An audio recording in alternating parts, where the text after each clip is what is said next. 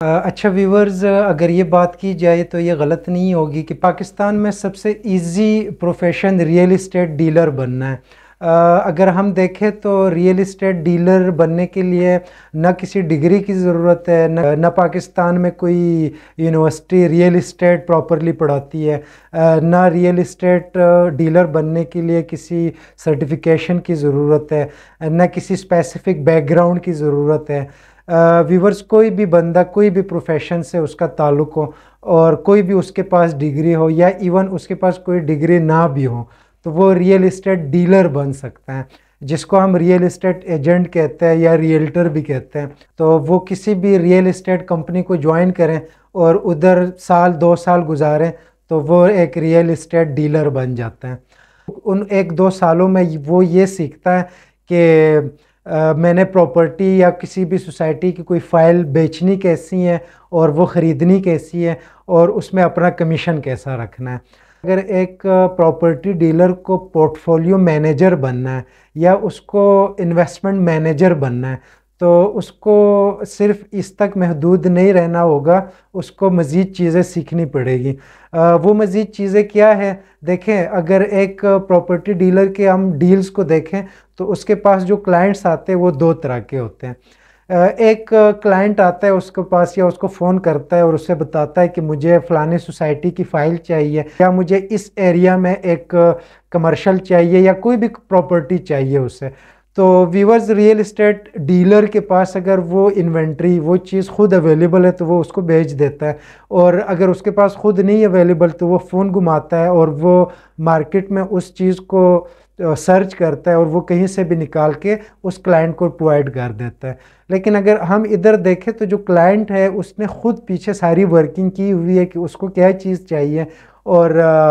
उसको क्यों वो चीज़ चाहिए, क्यों वो उस चीज़ में इंटरेस्टेड है। तो इधर जो प्रॉपर्टी डीलर है उसको कोई हेडेक नहीं होती, बस उसने एक जगह से चीज़ लेनी है और उस क्लाइंट को देनी है और अपना कमीशन बीच में रखना है, तो इस तरह वो पैसे कमाता है। व्यूवर्स, मैं ख़ुद भी रियल इस्टेट इंडस्ट्री से मुंसलिक हूँ, तो मुझे ये ख़ुद मैंने एनालाइज़ किया हुआ है कि जब भी किसी रियल इस्टेट डीलर के पास इन्वेस्टर आता है तो मसला तब शुरू होता है, क्योंकि जब इन्वेस्टर कांटेक्ट करता है रियल इस्टेट डीलर को तो वहाँ पे मैंने नोट किया है कि जो रियल इस्टेट डीलर होते हैं उनकी डील्स बनिस्बत वो क्लाइंट जो ऑलरेडी इन्फॉर्म्ड होता है और वो ख़ुद डिसीजन कर बैठा होता है कि मैंने क्या चीज़ ख़रीदनी है और क्यों ख़रीदनी है। और उस केस में तो रियल इस्टेट की जो डीलर्स होती हैं उनकी डील्स मैच्योर होने का जो रेशो है वो ज़्यादा होता है। लेकिन अगर एक इन्वेस्टर कांटेक्ट करता है और वो एक रियल इस्टेट एजेंट से एडवाइस लेना चाहता है कि मुझे कहाँ पे इन्वेस्ट करना चाहिए, तो उधर जो डील मैच्योर होने का जो रेशो है वो कम होता है, कम डील्स उनकी मैच्योर होती है। उसके पीछे व्यूअर्स लॉजिक ये है कि जो रियल इस्टेट का डीलर होता है उसको इन डेप्थ इन चीज़ों का नहीं पता होता कि इन्वेस्टर क्या चीज़ है, इन्वेस्टर की टाइप्स क्या है, रिस्क एपेटाइट क्या चीज़ होता है, रिस्क टॉलरेंस लेवल क्या चीज़ है, जो इन्वेस्टर का बिहेवियर होता है वो समझना। एक रियल इस्टेट डीलर को अगर एक पोर्टफोलियो मैनेजर बनना है, एक इन्वेस्टमेंट मैनेजर बनना है, तो उसको इन्वेस्टमेंट सीखनी पड़ेगी कि इन्वेस्टमेंट है क्या चीज़ और इन्वेस्टर क्या चीज़ है, इन्वेस्टर के टाइप्स क्या है, इन्वेस्टर का रिस्क एपेटाइट क्या चीज़ है, इन्वेस्टर का रिस्क टॉलरेंस लेवल क्या है। इन्वेस्टर तो कहीं भी इन्वेस्टमेंट कर सकता है, वो स्टॉक एक्सचेंज में स्टॉक्स में भी इन्वेस्टमेंट कर सकता है, वो कमोडिटीज़ में डिफरेंट कमोडिटीज़ में भी इन्वेस्टमेंट कर सकता है। लेकिन इस वीडियो में चूँकि मैं सिर्फ रियल इस्टेट की बात कर रहा हूँ तो मैं इन्वेस्टर को रियल इस्टेट तक ही महदूद रखूँगा कि एक इन्वेस्टर जब रियल इस्टेट में इन्वेस्टमेंट करता है तो उसका रिस्क एपेटाइट क्या होता है, उसका रिस्क टॉलरेंस लेवल क्या होता है। इन्वेस्टर को समझने के लिए पहले हमें रिस्क एपेटाइट या रिस्क टॉलरेंस लेवल समझना पड़ेगा कि ये क्या चीज़ है।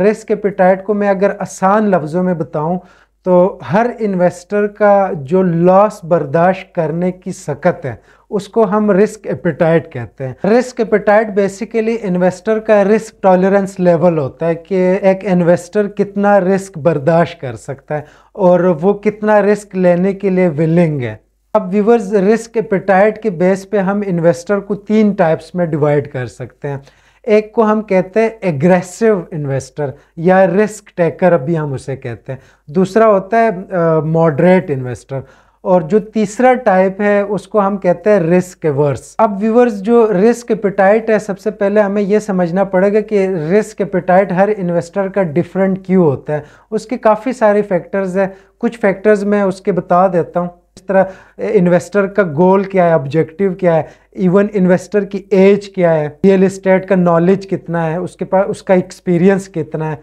जो उसके पास इन्वेस्टमेंट अवेलेबल है वो कितने टाइम के लिए अवेलेबल है। ये काफ़ी सारे इस तरह के फैक्टर्स होते हैं जिसकी वजह से उस इन्वेस्टर का रिस्क एपेटाइट हम पता कर सकते हैं। अब व्यूवर्स, अगर हम पहले टाइप पे आ जाए जिसको हम एग्रेसिव इन्वेस्टर कहते हैं, ये वो इन्वेस्टर होता है जो रिस्क को अपॉर्चुनिटी समझता है। एग्रेसिव इन्वेस्टर बेसिकली वो होता है जो हाई रिस्क लेता है हाई रिटर्न के लिए। वो चाहता है कि मैं ज़्यादा पैसे कमाऊं, तो ज़्यादा पैसे कमाने के लिए उसको फिर ज़्यादा रिस्क भी लेना पड़ेगा। वो किसी मंथली इनकम में इंटरेस्टेड नहीं होता, वो लॉन्ग टर्म इन्वेस्टमेंट करता है, तभी वो एग्रेसिव इन्वेस्टर होता है, ज़्यादा रिस्क लेता है। लॉन्ग टर्म इन्वेस्टमेंट बेसिकली वही बंदा कर सकता है जो ज़्यादा रिस्क ले सकता है। फॉर एग्जांपल, एक बंदा है, वो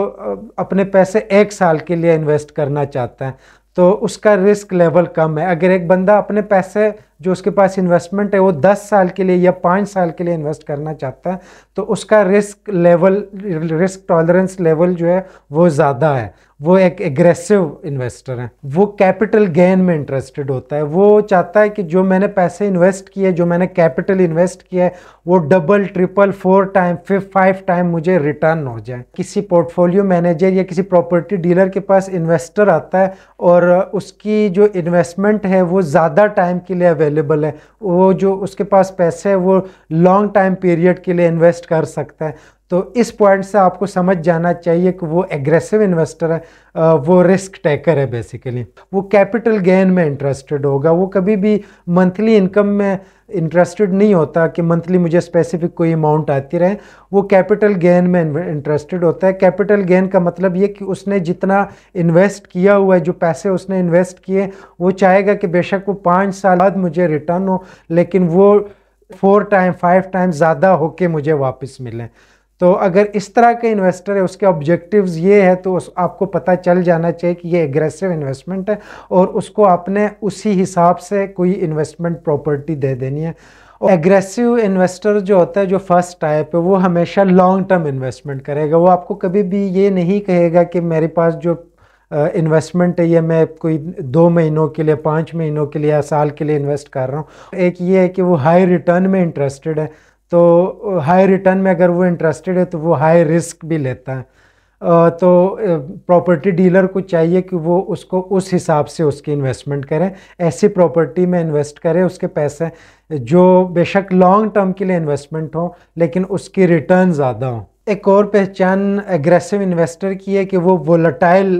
इन्वेस्टमेंट्स में ज़्यादा इंटरेस्ट लेता है। वोलेटाइल इन्वेस्टमेंट्स वो होती हैं जिसकी प्राइसेस में वेरिएशन बहुत ज़्यादा आती है, उसकी प्राइसेस ऊपर भी जाती है, नीचे भी आती है, वो किसी जगह पे कांस्टेंट नहीं होती, या उसमें जो वेरिएशन है वो थोड़ी नहीं होती, ज़्यादा होती है। तो वोलेटाइल इन्वेस्टमेंट्स में ज़्यादा इंटरेस्ट लेते हैं। सेकंड टाइप ऑफ इन्वेस्टर जो है रिस्क एपेटाइट या रिस्क टॉलरेंस लेवल के बेस पे, वो होते हैं मॉडरेट इन्वेस्टर। मॉडरेट मींस एतदाल पसंद। मॉडरेट इन्वेस्टर्स वो होते हैं जो एक कैलकुलेटेड रिस्क लेने के लिए तो तैयार होते हैं, लेकिन वो अनकैलकुलेटेड रिस्क कभी भी नहीं लेते। मॉडरेट इन्वेस्टर्स वो होते हैं जो कम रिटर्न को प्रेफर करते हैं लेकिन रिस्क ज़्यादा नहीं लेना चाहते, नॉन रिस्क लेते हैं। वो एक स्पेसिफिक रिस्क तो लेते हैं जो आइडेंटिफाइड रिस्क हो, लेकिन वो कभी भी अनआइडेंटिफाइड बड़ा रिस्क नहीं लेते, जिस तरह एग्रेसिव इन्वेस्टर्स एग्रेसिव कमाई के चक्कर में लेते हैं। Moderate investors basically average risk taker होते हैं। ये कभी भी अपनी कैपिटल पे ज़्यादा रिस्क नहीं लेते, ये कम रिटर्न को प्रेफर करते हैं लेकिन अपना जो कैपिटल है उनका उस पर ज़्यादा रिस्क नहीं लेते, एक स्पेसिफिक अमाउंट तक रिस्क लेने का इनका सख्त होता है। तो जो प्रॉपर्टी डीलर्स हैं, इनके पास अगर मॉडरेट इन्वेस्टर आता है तो उनको चाहिए कि फिर उनकी इन्वेस्टमेंट उस तरह की प्रॉपर्टी में करें। आप अगर इनको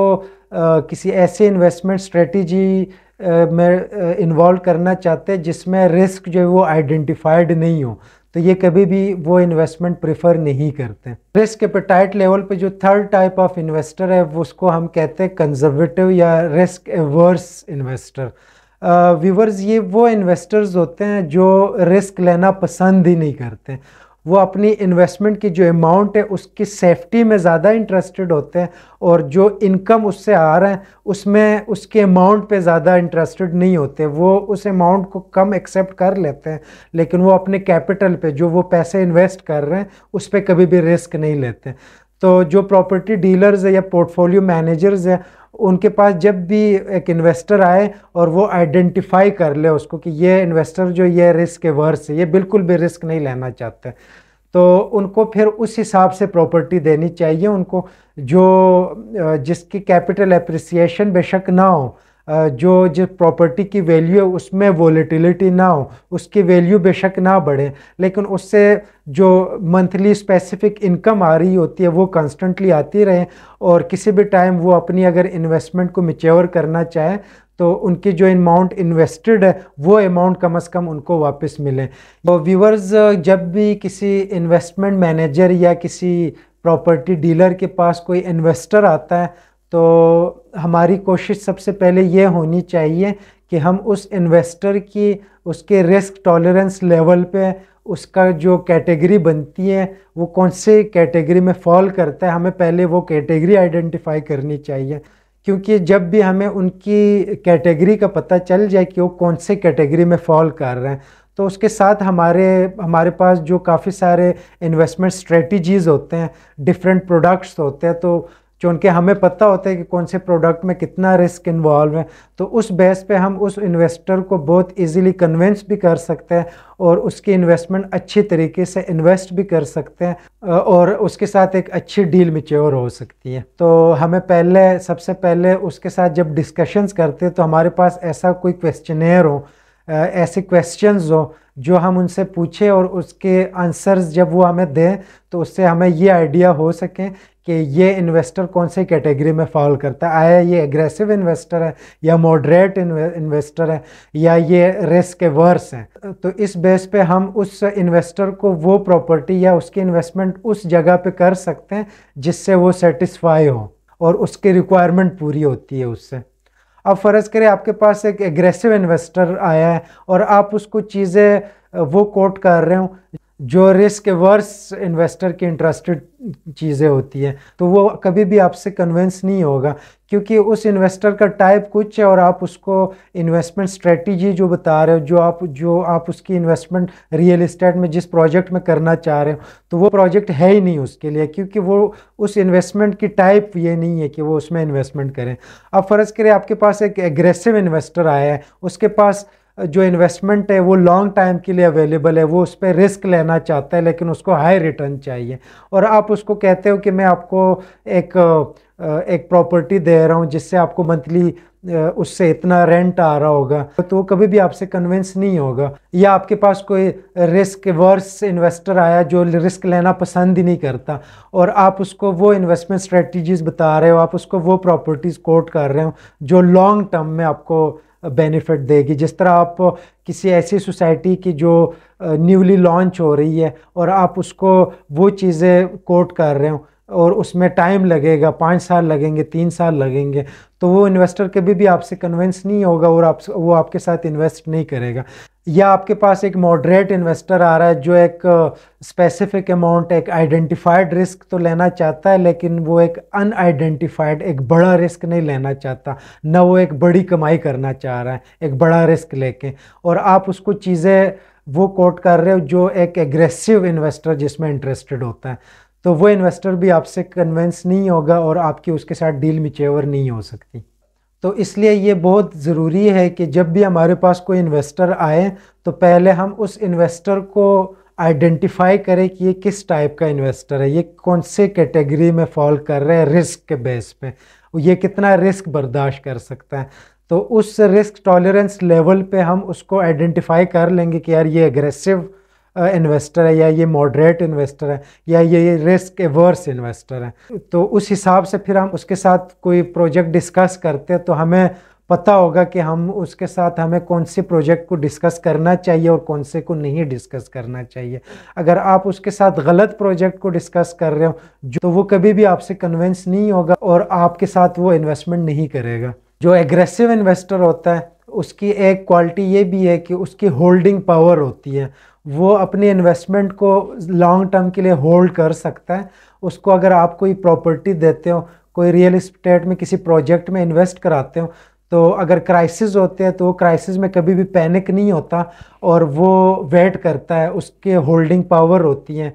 और वो अपनी इन्वेस्टमेंट को लॉस पे मैच्योर नहीं करता। तो व्यूवर्स, एक रियल इस्टेट एजेंट के लिए ये बहुत ज़रूरी है कि जब भी उसके पास एक इन्वेस्टर आए तो उसको चाहिए कि वो उस इन्वेस्टर को पहले आइडेंटिफाई करें कि ये कौन से कैटेगरी में फॉल कर रहा है। आया ये रिस्क टेकर है, या ये मॉडरेट इन्वेस्टर है, या ये रिस्क एवर्स है। जब आपको इस चीज़ का पता चल जाए, जब आपको ये कंफर्म हो जाए और उसकी कैटेगरी का पता चल जाए, तो आप उसको फिर इररेलेवेंट प्रोजेक्ट्स कोट नहीं करते, उसको आप फिर वही प्रोजेक्ट्स कोट करते हो जो उसके लिए फिजिबल होते हैं। और इस तरह वो आपकी डिस्कशन में इंटरेस्ट लेना शुरू करता है और वो आपके साथ इन्वेस्टमेंट कर देता है। अगर हमारे पास इन्वेस्टर आता है और हम उसकी कैटेगरी नहीं आइडेंटिफाई करते कि ये कौन से कैटेगरी में फॉल कर रहा है, तो अब लाजमी सी बात है हम उसको गलत प्रोजेक्ट्स कोट कर रहे होंगे। गलत प्रोजेक्ट्स कोट करने से उसकी जो रिक्वायरमेंट है वो पूरी नहीं होगी, और जब उसकी रिक्वायरमेंट नहीं पूरी होगी तो वो आपकी डिस्कशन में इंटरेस्ट नहीं लेगा और वो आपके साथ इन्वेस्टमेंट नहीं करेगा, वो कहीं और चला जाएगा। तो व्यूवर्स, ये प्रॉपर्टी डीलर्स के लिए, हमारे लिए बहुत लाजमी है कि हम इन्वेस्टर के टाइप को पहले आइडेंटिफाई करें और उसी हिसाब से फिर उसको प्रोजेक्ट्स कोट करें, और जो इररिलेवेंट प्रोजेक्ट्स होते हैं वो उसके सामने एक दफ़ा भी ना कोट करें हम।